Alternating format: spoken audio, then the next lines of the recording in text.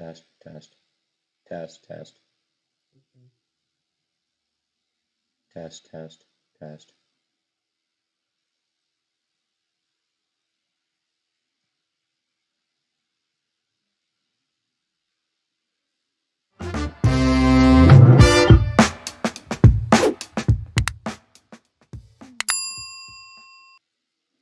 Hey, good morning. Good morning. It is good to see everybody here. Shawnee looks super refreshed today, all beautiful and blue.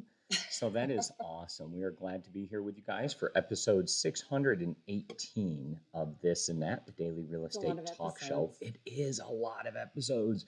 We have some amazing topics for you. The first one we have to get to is Stacey's weekly update. We didn't get to that one Monday. Oops. Oops. So everybody's been on pins and needles waiting for that. I know people love hearing Stacey they and seeing do. what she has to say. Yeah. Then we have our take on Omkar and what he had to say. So he reported some great information. It was really good to get to see him the other day on TNT when he was hosting on Wednesday. And we have a couple of notes that we'd like to add in on that as well. So that'll be Yeah. topic number 2. Yep. Topic number 3 is going to be VA loans and low down payments and appraisals and Yeah, we're some seeing different that- things that could come up. Seeing those surface again. Yep.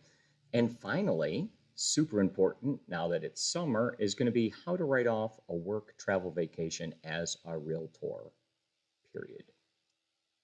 That's good stuff. Very good. And we do roll call every morning to see who's with us. So thank you all for joining us. If you are joining us, please chat your name in so we know who you are. We don't want you to just be left out there as another number. We want to know your name and who you are. So chat in. There you go. Thank you guys there. We always like hearing comments, right? The Yeah, purpose and of this daily comments. show is to go ahead and discuss real estate topics in a super concise way, Mhm. but to start your day off on the right foot, right? And then as soon as we get this daily learning in, then what you do is go out and do the most difficult thing of the day and get that done right away. So we're Yeah. creating a routine, a consistency, and a habit for you on a daily basis. Yeah. It's nice to hear how it relates to you, and you guys all chatting in helps everyone. So It does. So please share. engage. And if there's any topics that you want covered, all you have to do is reach out to me and email me directly at mike@acquistorealestate.com. That'll be down in the description, and we will get that topic covered for you right away. We're super happy to cover new topics all the time. Yep. Very good, Shauna. And then we'll have our real estate word of the day, and we'll get to that here in just a minute. You ready? Ready. No bell. Ding.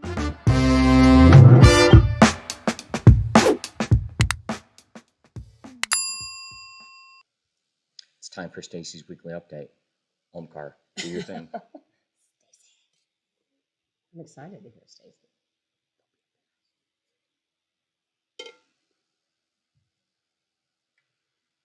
Hey, good morning, everybody. Apparently, I have very bad video quality this morning, and I am not sure what I need to do to fix it. So I'm going to give the update really quickly and go try to look into that. So from Monday, July 5th through Sunday, July 11th, we had 10 contracts turned in last week, you guys. One was Susan's, 2 were Kim's, 1 was Rachel's, 3 were Jody's, 1 was Hannah's, 1 was Mike Shepard's, and 1 was Lisa's. Congratulations on all the hard work. We had 3 closings last week. 1 was Shauna's, 1 was Mike Shepard's, and 1 was Jody's. Way to work so hard, and I look forward to what this week brings. Talk to you guys soon.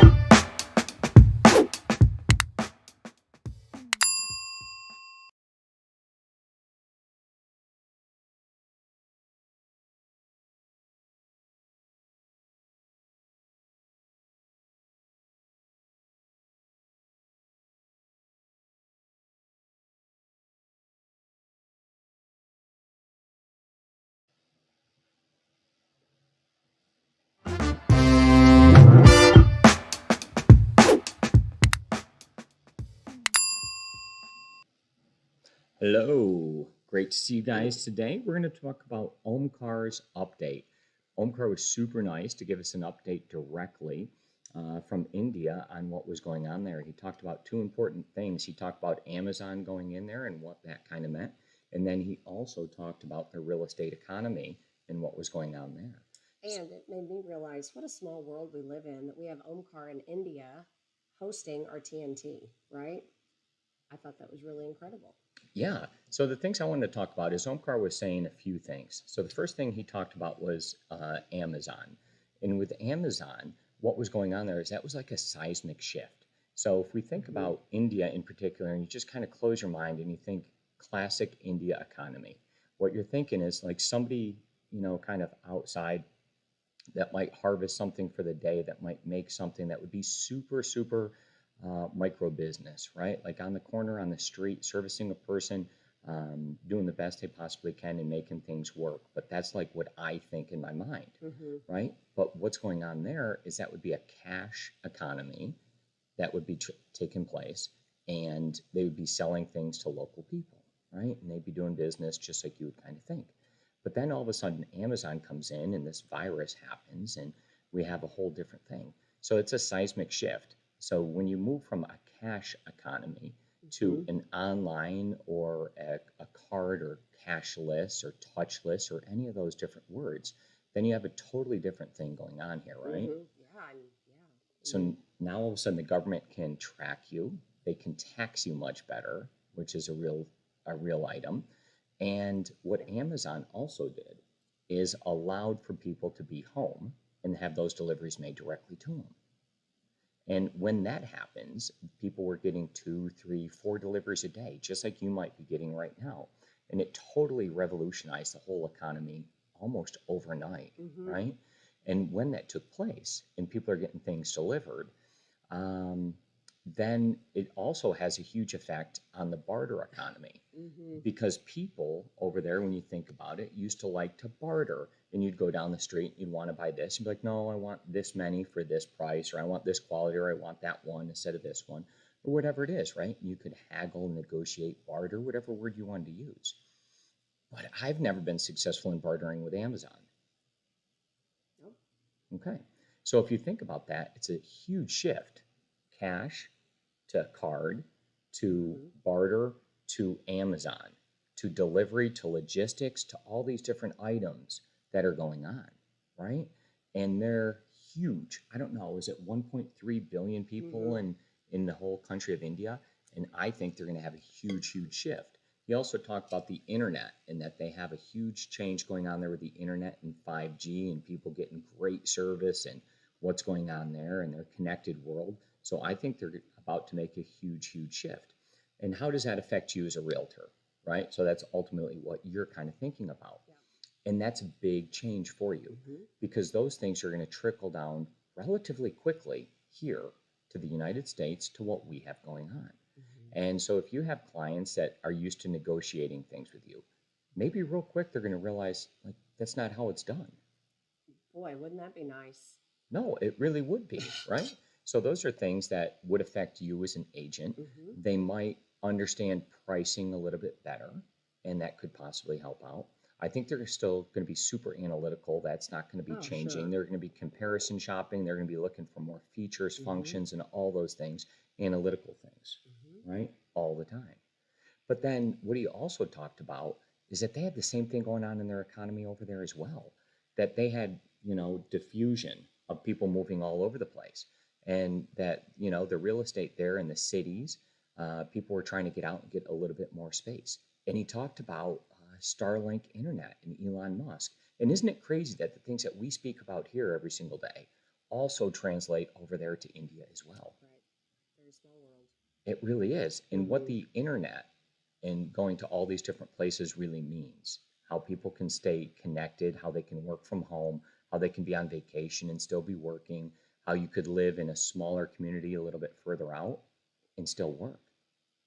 And go ahead, Shana. Well, how long do you think it takes a trend like that to trickle down? Right? Is it years? Is it? Well, I mean, the virus had that immediate impact. It almost revolutionized things. Right. And we look at it and we think that it kind of crippled an economy or it did all these things. But the economy came roaring back right away. And then we look at that and then we talk about all these things that had seismic shifts. And I think we're going to look at this and not, I was on record right away that I thought this was going to be one of the huge paradigm shifts that we've seen. I thought it was going to be as big as the Industrial Revolution. I thought it was going to be as big as the Internet Revolution.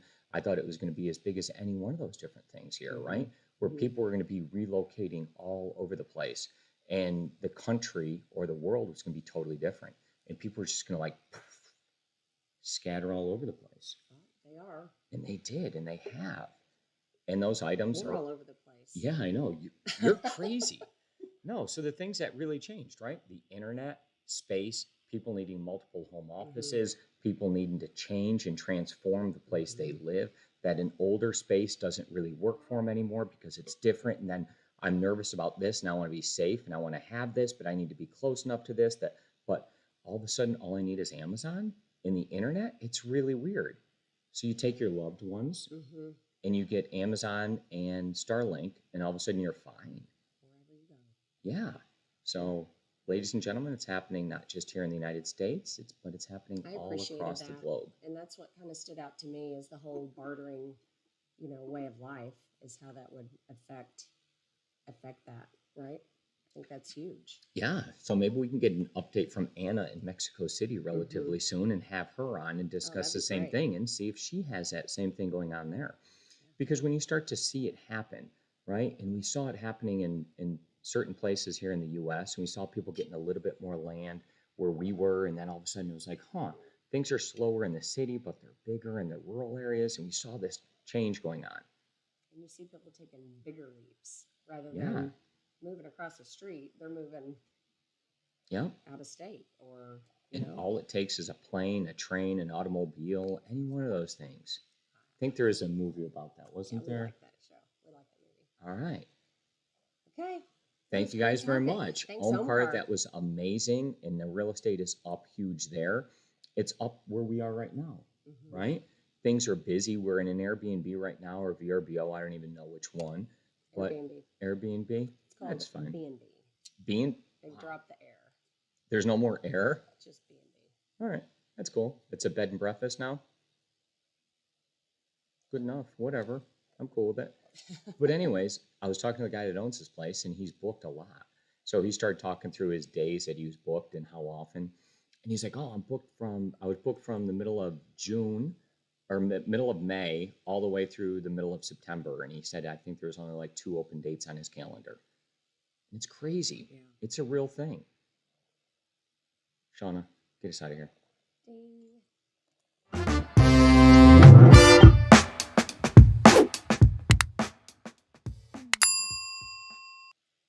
VA loans, down payments, and appraisals. These are different things that we need to talk about. So specifically talking about VA loans, here with Shana Acquisto. She's a luxury real estate broker. She travels a lot. She's wearing a shirt that matches my hat. Very excited to see that today. And so let's talk specifically about VA loans and the down payments and appraisals. So, in a competitive market that we're having, VA seems to be something that's not as desirable. When you see the VA financing come over with your offer, you think, there's so many challenges that come along with this, and it kind of falls to the bottom of the list, regardless of the offer price. And why is that? Well, there's a lot of additional restrictions that come along with that. And in this competitive market, we want to avoid any contingencies, as many contingencies as possible. So something we started to see that kind of put them back in the game was the ability to waive the appraisals. Now, if you look at the contract, it says that you cannot waive the appraisal if you are a government type loan, FHA or VA. However, some of these lenders are sending letters saying, hey, it's okay. My buyer is VA, but he has the ability to waive the appraisal. So kind of overriding that. So we're starting to see more and more people, except VA. Hey, we all want the veterans to be able to swim in the same pool here. I would love for them to be able to secure a home, right? They deserve it. Mm-hmm. So, that's a way that we've seen for them to come back in and be more competitive. So, something about VA that we know is they have a very low down payment, zero, right? They can get into a home with zero down. Mm-hmm. So, how that translates when you get a contract is you may hear, well, they're secure. Lender gives you all this wonderful information about them, not to worry. We're past everything. They're as good as, any other conventional loan. So don't worry about their low down payment. Mm-hmm. Uh-oh. No. Red flag. No. So they can put more money down. Okay. It doesn't mean going this route doesn't mean they cannot. Okay. They can. And then at closing, it gets handled at closing. Okay. So for a seller, what you want to do, it's okay to take a VA, no problem. But what you want to do is make sure that you have them putting a substantial amount of earnest money down. Okay. Okay. And what's happening is, and this is just VA, but this can happen to you in a conventional or any other loan, cash, whatever it is. You want to make sure that you have a substantial earnest money. Mm-hmm. Because what happens is everyone seems to be waiving these appraisals and doing anything, whatever it takes to get their contract secured. Yes, they do. But what's happening is in the middle, when it doesn't appraise or they, don't get the loan program that they want, it's easy for them to say, well, you know what, I'll just forego this small amount that I put down in earnest money and move on. It's just kind of the cost of doing this transaction. Mm-hmm. So if you accept a very low earnest money, it's easy. It kind of goes back to our option fee. It's a low amount that we negotiate in for option, but it's enough. You want to make it enough that it hurts and somebody's just not quick to throw in the towel and move on, right? Yeah, this is correct. A contract. So protect your sellers. Make sure that you are having your buyers put a substantial amount of earnest money down. Now we ask about what is that amount? Well, you be the judge of that. It used to be 1% was kind of the industry standard and typical of what we would see. Personally, I say crank it up, especially if they're going to be waiving an appraisal. I would want to make sure that they have enough money, right, to bridge that gap in the event that it doesn't appraise, even though that they've waived it. So show more down. Yeah, no, I'm totally good with that. So I'm going to go back and hit on a few items that you spoke about as well, Sean, in the beginning. So VA is a program that's available for the veterans. And, they often like the program because of the low down payment. Yep. And to have that, you would have a VA eligibility certificate. They would know all about that if they're applying for a VA loan. Mm-hmm. And there's all different types of government loans. So you might hear different words like FHA, HUD, 40. There's just program after program that you could qualify for. Yeah. And then what happens there is each of those loans have parameters and have guidelines that are attached to them. Right. And at the end, those programs all get bundled up together, right? Mm-hmm. So there'll be one loan written for maybe 200,000 and another loan written for 300 and 400 and 500, and they're all bundled together. Yeah. And then these get sold in a huge group as mortgage-backed securities, and they all get bundled up together. Mm-hmm. So what they have to have is they all have to be homogeneous. They have to be the same in nature. So each one of these different loan programs, as you kind of go along, they're all going to have to be similar. So there's going to be guidelines that go along with them. So somebody else coming in and saying, well, can't we just change this or can't we just do that? The answer is no. There's programs and there's parameters associated with them. And those are all written in advance, right? So those are there. The underwriter is the person that makes sure that they go through and they meet all these guidelines so that when they're put onto the secondary market and sold and they're all together, that each one of these is exactly the same. Okay? So that's why all these have parameters and have things associated with them, because they get bundled up into not one home or two homes, but hundreds of homes and a lot of payments. And it makes it a little bit more secure because the person who's purchasing them eventually has the risk of a greater amount, but they know that all these loans should perform the same over a period of time because they all have same characteristics. Yeah. Okay. So just be careful, you guys. And again, we're talking about VA, but this really should hold true for any loan that they're getting, and even cash. Yep. And make sure that it kind of does hurt. You don't want these It people shouldn't be easy to canceling, just right? walk away. No, exactly. I'm Make sure seeing it's it far too substantial. often that people are just, oh, sorry, this doesn't work. Here it is. I'm just going to walk away. You can have my earnest money. Hold on a second. We have a legal binding contract. That's not how it works. So in commercial real estate, the numbers that they put up are intense, right? Like really intense. And so think 10%. yeah, no, like 10% of numbers, like that's a real thing. Like, hey, if you're going to get involved, then you're involved, and let's see what's going on. And here's your option, here's your earnest. But like you're putting up substantial money to show that you can do this. And I think that in an environment like we have right now, where it's super competitive and things are hot, you're going to see those numbers continue to go up and up. So don't be afraid to ask for a much higher number for option money. Protect your client. Absolutely. You know, when we have a great offer, sometimes we get fixated on the price, and we don't want to muddle that or cause somebody to, you know, to retract their offer. We want to make them happy. But you guys, we have to look out for our sellers, because if somebody's spending minimal here and there, are they really that serious? I think it does show how serious are they about this home? How bad do they really want it? And if you want it, you have to pay for it.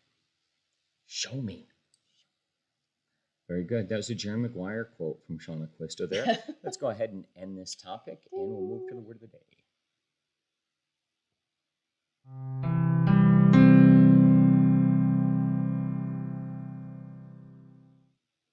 Today's real estate word of the day is Fair Credit Reporting Act. So the first thing we do each day is we're going to read the word and the description, or the definition. We're going to use it in a sentence and quickly discuss it. Shana, go ahead. All right. Fair Credit Reporting Act, a consumer protection law that regulates the disclosure of consumer credit reports by consumer credit reporting agencies and establishes procedures for correcting mistakes on one's credit record. Very good. And so this here, the Fair Credit Reporting Act, has a lot to do with your credit report, who you are, and how people view you, right? Especially creditors. Yeah. So each person is going to be putting something in on your credit and reporting it, that you paid on time or you didn't pay on time, and what your balances are and what your current balance is, and how that kind of works. And the Fair Credit Reporting Act goes ahead and gives rules on how that works. And it specifically is designed to kind of help protect the consumer. And I think it does a pretty good job. I think it could be better, but I think it does a pretty decent job. Yeah. And I guess we have to use that in a sentence. Fair Credit Reporting Act is pretty good at protecting consumers. Pretty good, but not great. Oh. Thank you.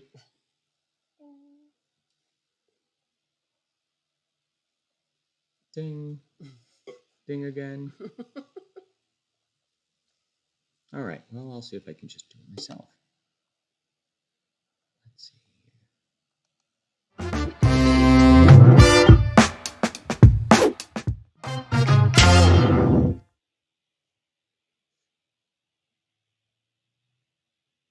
Well, that's a wrap for us today. We discussed a couple of topics. We had a few different errors go on here. Sometimes when you're on the road, things are not quite as easy, right? But it happens. So we did discuss Stacey's weekly update. We didn't hear all of that myself. We did talk about Omkar's update. We had the VA loans and what that all brings. We did not discuss how to write off your vacation. So that's going to be a topic for manana. Manana we'll talk about that bad boy. This has been some pressure. We have 4 guests that are kind of in a live studio, but not really, separated by a window. But we're in a city here, so I'm going to give you a spelling test. So anybody out there, what city are we in right now? Coeur d'Alene. Coeur d'Alene. So anybody, it's in which state? I don't even know where I am. Let's see if they can figure it out. All right. Coeur d'Alene. Coeur d'Alene. Where Chat are in we? now how you spell Coeur d'Alene, because I totally would be wrong. Yeah, and where is it? And have you been here? That's about all we have for right now. We will record tomorrow's episode right away. I do have some good topics I'm super excited about tomorrow. So get ready for that, and we will see you guys at the same normal time, and hopefully we have a little bit better connection for us, and off we go. Get us out of here. Bye.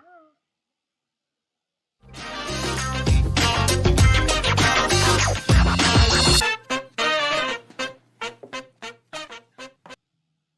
this. Ready. Okay, go ahead. What you got next? Let's put some words up here.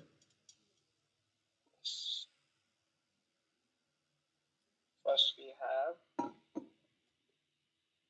Mike's take on Omkar's update. All right.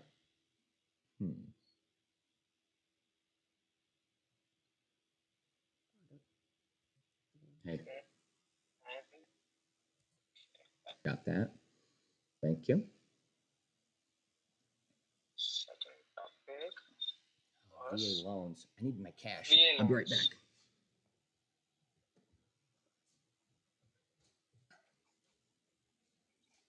Good thing he always has cash, Omkar.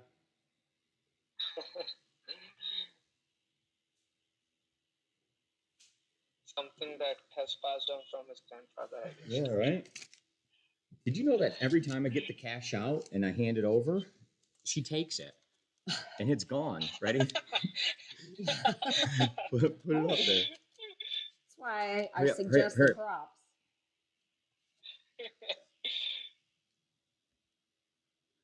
Nice, got that. And word of the day was Fair Credit Reporting Act. Fair Credit Reporting Act. That's fine. I don't have a prop necessarily for that one. So we'll hold this up, right, Shana? Point. Perfect. A lot going on there. I'll give it back since we're traveling.